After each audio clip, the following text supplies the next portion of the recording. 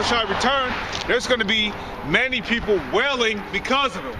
Wailing meaning they're going to be yelling, they're going to be screaming, they're going to be terrified, frightened. Because ain't no happy days coming.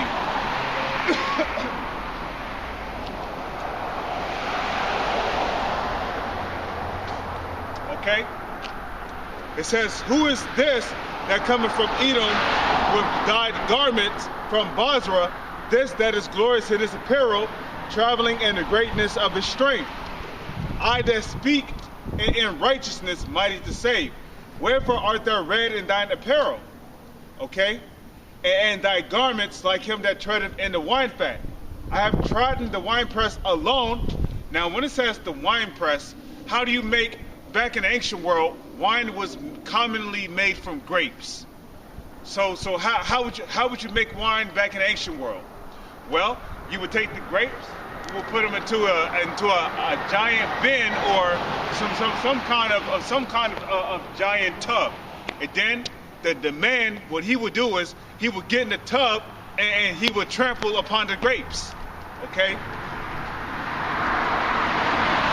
Okay, he would trample upon the grapes until the grapes were all like liquefied to the point to where you could use it to make wine.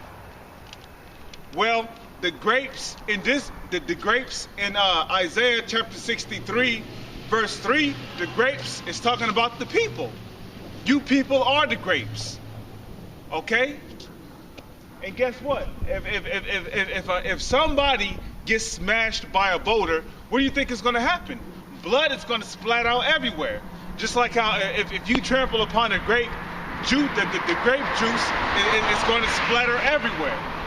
So you people, you are the grapes. You're the grapes that are going to be trampled upon when Yahushua returns. That's a part of the day of the Lord. Okay? The Lord is not coming back to hold your goddamn hand. He's coming back to kill you. Yeah, I keep checking my camcorder because it can turn off on me at any moment. So, you know,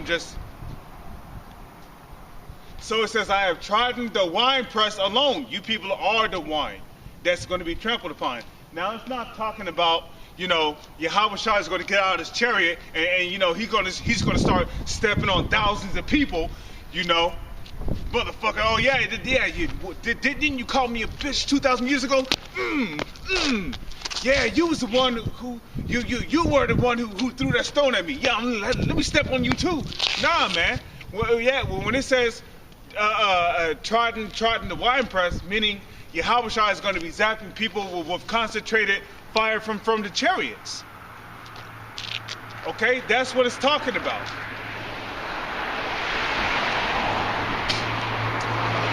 Okay? So Yahushua is going to trample upon you people by shooting concentrated laser beams from his chariot upon you people. Okay? So it says of the people that was not with me, for I will tread them in mine anger. The Lord is angry. Why? What the scriptures say, the Lord is angry with the wicked every day. That's in the book of Psalms, chapter 7, verse 11. So the Lord is not a happy man right now, okay? He knows what happened to him 2,000 years ago, and he knows the people that had him delivered up on the cross to be put to death.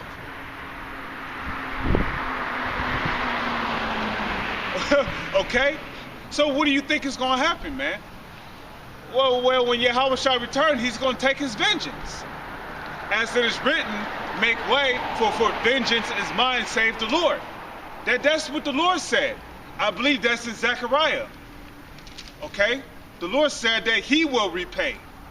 So when Yahushua come back, he's going to get the first slice of the cake. Okay? He's going to get his licks in first. For what you people did to him 2,000 years ago.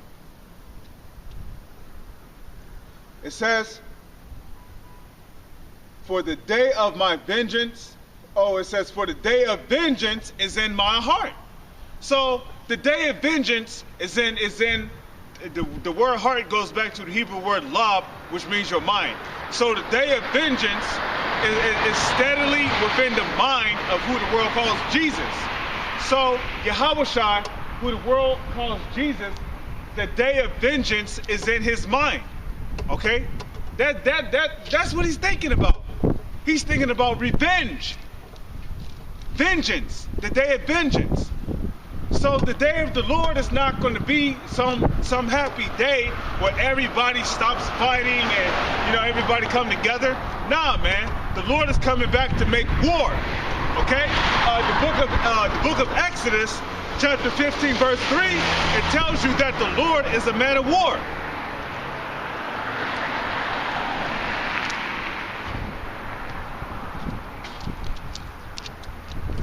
Okay? For the day of vengeance is in my heart, and the year of my redeemed is come. And I looked, and there was none to help, and I wondered if there was none to uphold. Okay? Therefore my own arm brought salvation unto me, and my fury it upheld me. And I will tread down the people in mine anger, and make them drunk in my fury, and I will bring down their strength to the earth. Okay, the Lord said he's going to bring down the strength. Yeah, the Lord is going to take all these top rulers out of power. Okay, he's going to bring their strength down to the earth. Okay, and his rulership is going to be established here on earth, as it is written, thy kingdom come on earth as it is in heaven. Let all things be done decently and in order. Because in the heavens, everything's done in order.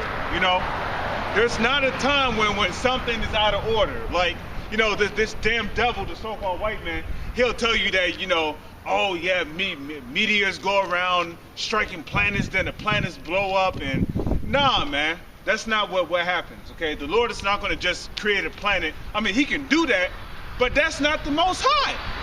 Most High, here it is. He created a planet full of life. He's going to send a meteor to it just to blow it up. Come on, man. Come on, man. Okay? So it says, I will tread down the people in my anger and make them drunk in my fury. I will bring down the strength to the earth. So, the Lord is angry. Now, so the Lord is going to take vengeance. The Lord is going to take vengeance when he returns. Okay? This is the book of Isaiah, chapter 66, verse 15. For behold, the Lord will come with fire and with his chariots like a whirlwind to render his anger with fury. Okay? And it's rebuked with flames of fire. So the Lord is coming back with fury. And he's coming back with anger. Okay? For behold, the Lord, Yahweh, Ba'ashem, Yahushua, will come with fire and with his chariots like a whirlwind to render his anger with fury and his rebuke with flames of fire. For by fire and by his sword, right, by his sword, did I not read in Matthew 10 and 34? Did not the Lord say that, think not that I am come to send peace on earth? I came not to send peace but a sword. Those were the words of Yahushua. Okay? So the Lord said he's coming back with a sword. And here's the proof right here in the Old Testament. Okay? Okay? For by fire and by his sword will the Lord plead with all flesh.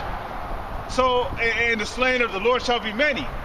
So how do you, so what do you think that means when the Lord says that he's going to plead with all flesh, by fire and by his sword? What do you think that means? That means that the Lord is going to plead with you with death. Because a sword is what? A sword is an instrument of death. A sword was not a weapon that you played with back in the ancient world. You wielded a sword the wrong way back in the ancient world, and you could kill yourself, or you could wound yourself beyond healing to the point to where you bled out, or you wield a sword the wrong way and you might have lost an arm or a leg. So a sword is an instrument of death, man. It was created to kill. It was also created as a form of defense. So the Lord said that he's not coming to bring peace. He's coming not for peace, but a sword. Okay?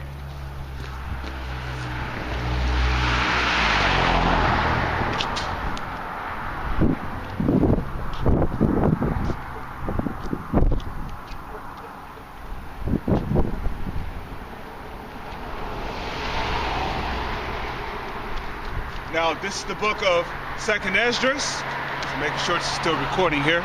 Okay? Hold on. Okay, so that battery is still good apparently. This is the book of 2nd Esdras, chapter 13, verse 1.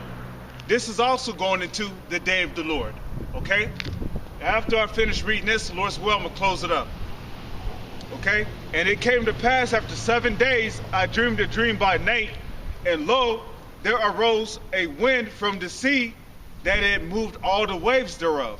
And I beheld, and lo, that man waxed strong with the thousands of heaven. And when he turned his countenance to look, all things trembled that were seen under him. Right. Why did all things tremble that were seen under him? Well, here. Hold on, did it? Hold on.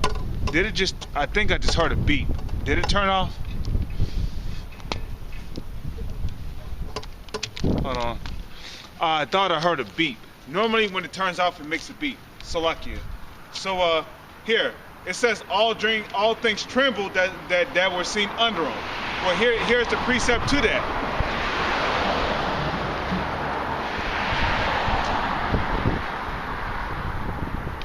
One moment. Okay. This is the book of Revelation.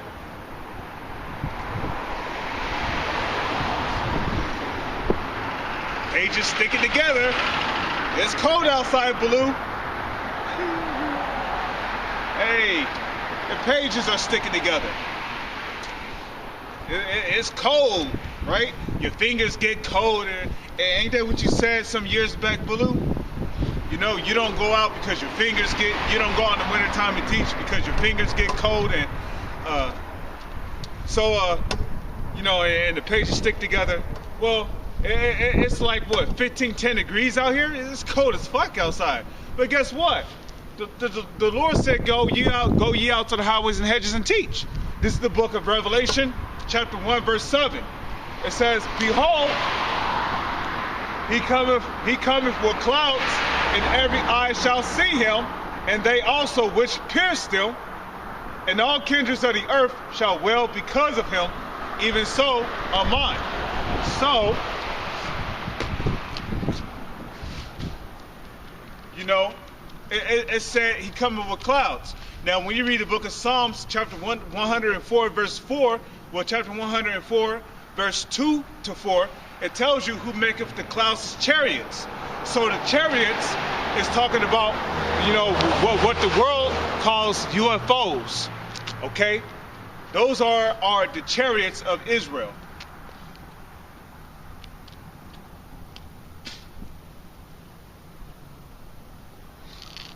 Okay? So when Yahushua returns, he's coming back in what the world calls a UFO. Okay? And he's going to be in the biggest UFO. And as a matter of fact, Yahushua's chariot is going to be so big that it's literally gonna block out the entire sky of the earth. Okay? The whole sky is going to be blocked out. You ain't going to be able to see the sun or the moon. So it says, and whosoever the voice went out of his mouth, all they burned that heard his voice, like as the earth faileth when it filleth the fire. Hey, so Yahushua is going to be zapping people with concentrated fire from his chariot. Okay? And after this, I behold, and lo, there was gathered together a multitude of men out of the number from the four winds. Okay, the north, east, south, and west. You know, the military men.